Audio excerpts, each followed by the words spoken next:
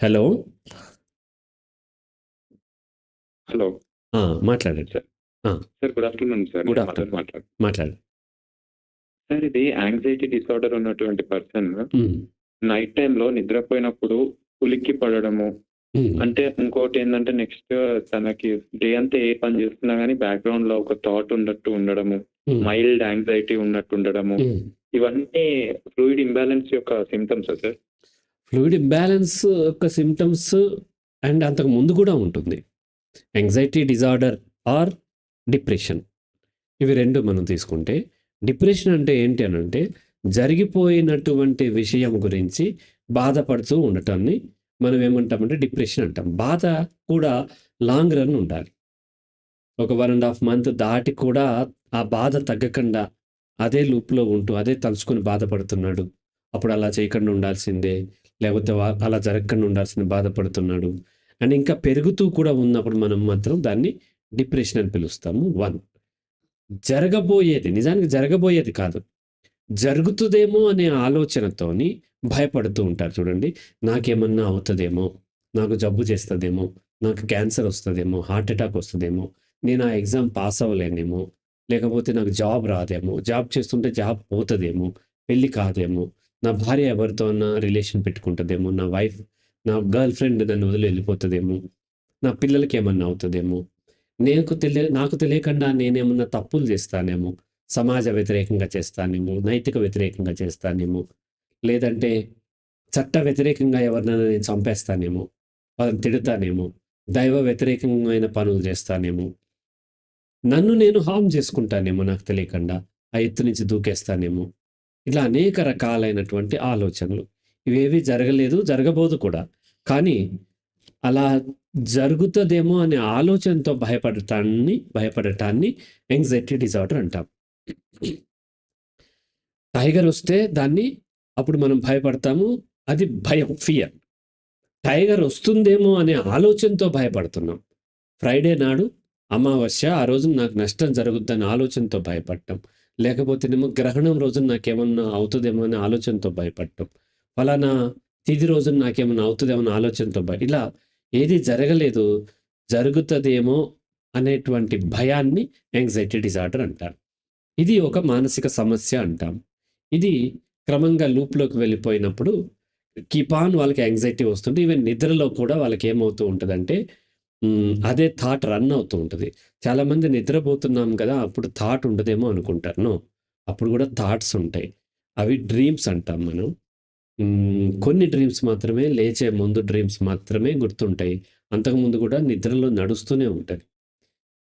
Same అవే day time వచ్చినట్లయితే day dreaming వాటిని మనం థాట్స్ అని అంటున్నాం. యాక్చువల్‌గా ఇవి డే డ్రీమింగ్ అనమాట. ఇలా కొంత లాంగ్ రన్ నుండి దీర్ఘకాలం సరిగ్గా వాళ్ళు ఆ భయంతోనే గడపటము, నిద్ర సరిగ్గా పోలేనప్పుడు ఏమైద్దంటే దీర్ఘకాలం ఉన్నప్పుడు ఫ్లూయిడ్ ఇంబాలెన్స్ అయ్యే అవకాశం ఉంటది. అప్పుడు మరింత వల్నరబుల్‌గా ఉంటారు. మినిమమ్ లాజిక్ వాళ్ళు అప్లై చేయలేకపోతూ ఉంటారు. అప్పుడు మనము ఫ్లూయిడ్ ఇంబాలెన్స్ అంటాం. అంటే మీరు చెప్పిన లక్షణం ఫ్లూయిడ్ ఇంబాలెన్స్ లేకముందు కూడా ఉండొచ్చు. ఫ్లూయిడ్ ఇంబాలెన్స్ అప్పుడు దాని యొక్క ఫ్రీక్వెన్సీ పెరుగుతుంది. దాన్ని ఫ్లూయిడ్ ఇంబాలెన్స్. ఫ్లూయిడ్ ఇంబాలెన్స్ ఇంకో వేరే రకాలుగా కూడా జరగొచ్చు. అప్పుడు సైకియాట్రిస్ట్ డీల్ చేస్తారు.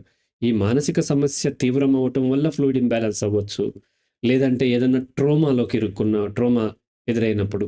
ఇప్పుడు మనం పెహల్గామ్‌లో పిల్లలు ఆ ఫైరింగ్ చూసిన తర్వాత, ఆ షూటింగ్ చూసిన తర్వాత, ఈ మన ఇండియన్ సోల్జర్స్ వచ్చినా భయపడిపోతున్నారు. వాళ్ళకి కూడా ఫ్లూయిడ్ ఇంబాలెన్స్ అవుతది. అలాగే వార్ జరుగుతుంది. తన యొక్క పక్కనే ఉంటాడు. తన ఇల్లు మీద బాంబు పడి తన పిల్లలు, భర్త, భార్య లేదంటే తల్లిదండ్రులు చనిపోయారు. ఇటువంటప్పుడు కూడా ట్రోమాకి వెళ్తూ ఉంటారు. అలాగే ట్రోమాకి గురవుతారు.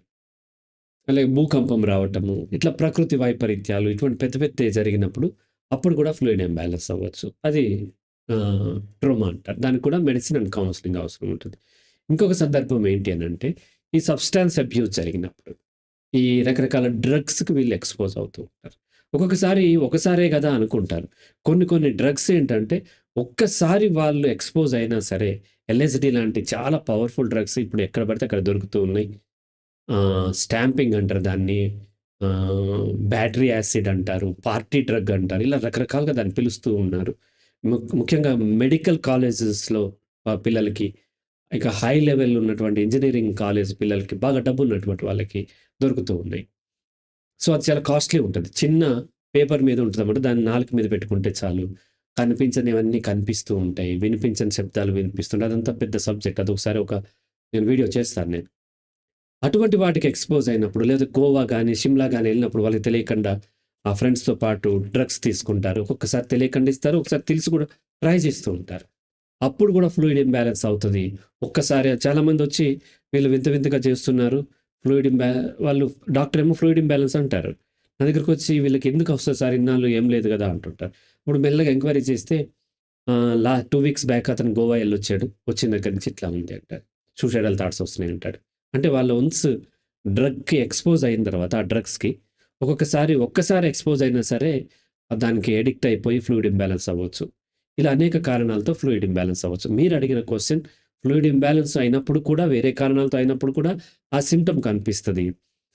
అలా కాకుండా ఫ్లూయిడ్ ఇంబాలెన్స్ కాకుండా కూడా యాంక్సైటీ డిజార్డర్‌లో ఉన్నోళ్ళకి కూడా ఆ సింప్టమ్ కనిపించొచ్చు. రైట్ మధు గారు?